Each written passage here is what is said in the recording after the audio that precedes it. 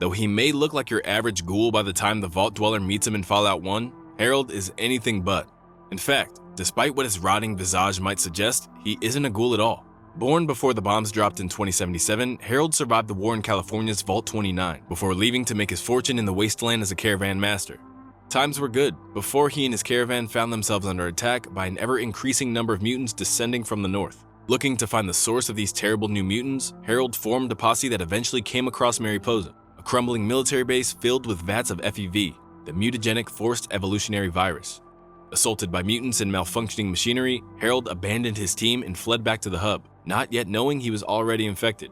Slowly, his FEV exposure caused him to warp and mutate, driving away all those around him in disgust, and was left homeless by the time the Vault Dweller found him in the city's slums.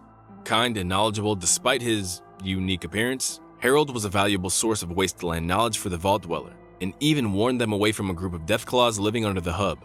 Though their paths crossed only briefly, Harold would live to see another of the series' protagonists in the form of the Chosen One in Fallout 2.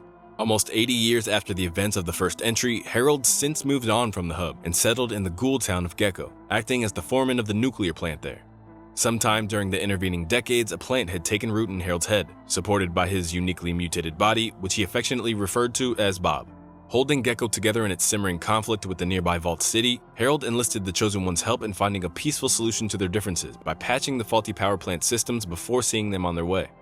Ever the nomad, Harold eventually left Gecko and trekked across the country until the still-growing Bob became too heavy to bear.